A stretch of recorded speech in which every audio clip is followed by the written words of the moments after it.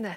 7시 오늘 제주는 이제 1년도 채 남지 않은 내년 총선과 뜨거운 지역 현안을 놓고 주요 정당의 도당 위원장과 얘기 나눠보는 연속 대담 마련했습니다. 출연 순서는 출연자들의 일정에 따라 결정했다는 점 알려드립니다. 오늘은 그 첫 주자로 구자헌 자유한국당 제주도당 위원장 자리했습니다. 안녕하십니까? 네, 안녕하십니까? 네. 구 위원장께서 이제 지난해 9월 도당 위원장으로 선출됐고 이제 7달 정도 되셨죠? 네, 정치 맞습니다. 일선에서 뛰고 있는 소감 어떤가요? 그 정치인으로서의 구자는 아직 신인입니다. 그래서 도당 위원장으로서 그 의례적인 정치 행위들 따라가는데 좀 사실 힘이 좀 드는 사실이긴 한데 그 도민과 소통하면서 제가 부족했던 어떤 전체적인 현안들을 이해하고 하는 시간을 충분히 가지고 있고요.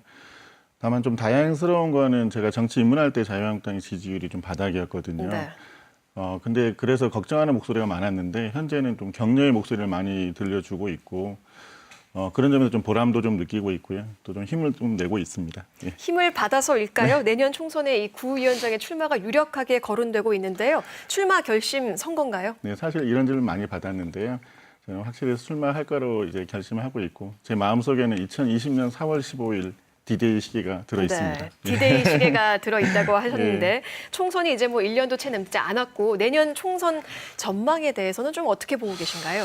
그 정치가 생물이잖아요. 그래서 하루 이틀 앞을 내다보기도 힘들긴 한데 조심스럽게 전망을 해보자면 20대 총선에서 서울과 경기, 인천에서 자유한국당이 35석 정도를 얻었어요.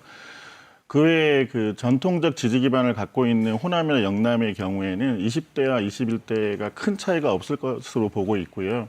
그렇다면 결국 수도권에서의 승패가 총선 결과를 좌우할 텐데 저는 조심스럽게 그 내년의 총선에서 수도권에서 자유한국당이 현재 의석이나 또는 그보다 조금 더 얻을 수 있다고 보기 때문에 전체적으로는 그 현재 상태를 유지하거나 조금 나아질 것으로 기대하고 있고요. 그리고 제주의 경우에는 현재 국회의원들 3분에 대한 의정활동의 결과가 좀 다소 안 좋게 나왔어요. 좀 박하게 나왔는데 그런 도민의 의사가 반영된다면 내년의 총선에서는 지금과 다른 결과가 나올 수도 있지 않을까 그렇게 조심스럽게 전망하고 있습니다. 예. 다른 결과가 나오지 않을까는 이제 자유한국당에서 그렇죠. 한석 한석 이상을 얻을 네. 수 있지 않을까요? 네, 그렇게 전망하고 있습니다. 이 자유한국당 입장에서는 내년 제주 지역 총선의 변수 가운데 하나가 어떻게 보면 원희룡 지사의 입장일 텐데 원 지사와는 어떤 관계를 좀 가져가야 한다고 보시나요? 네, 그 원희룡 도지사의 입장이 아니고 그냥 순수히 저의 입장에서 말씀을 드려야 네. 하겠는데요. 사실 전국적으로도 그렇고 다음 총선의 그런 총선 전략의 키워드는 보수의 통합이다 이렇게 보고 있거든요. 네. 문재인 정부나 집권 여당에 맞서서 보수의 통합이 매우 중요한 그런 전략으로 자리매김하고 있습니다. 제주의 경우도 다르지 않다고 보고 있고요. 원희룡 도지사의 경우에 기본적으로는 범보수의 스탠스를 갖고 있고요. 그래서 민주당 독식의 현 구도를 원하지 않는 범보수 세력들이 있거든요. 네. 자연스럽게 원희룡 도지사의 그런 부분과 함께 할 수 있는 구도가 만들어지지 않을까 그렇게 조심스럽게 예측하고 있습니다. 네. 예. 그 말씀과 좀 연결이 되는 부분인가 싶기도 한데요. 얼마 전 그 최근 언론사 인터뷰에서 제주가 정치 지형에서 기울어진 운동장이라는 표현을 하셨어요. 그게 좀 그거와 연결되는 의미일까요? 이게 작년, 재작년 정말 많이 썼던 용어거든요. 네. 기울어진 운동장이라는 건 사실 정치적인 용어로 볼 수 있는데요.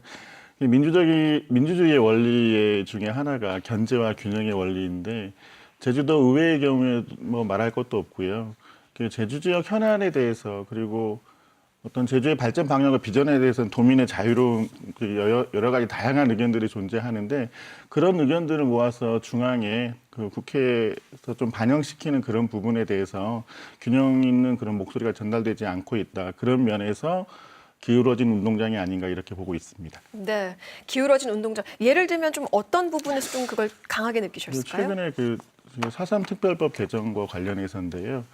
이게 민주당에서 노력하고 있는 건 알고 있어요. 그런데 그 부분과 자유한국당의 그런 노력들이 함께 버무러져야 이게 정치적으로 해결의 실마리가 풀릴 수 있는데 그런 부분이 국회에서 반영되지 못하고 있는 부분도 좀 아쉽다고 느꼈습니다. 네, 요즘 제주 사회 최대 갈등 현안으로 또 제2공항 문제를 꼽을 수 있죠.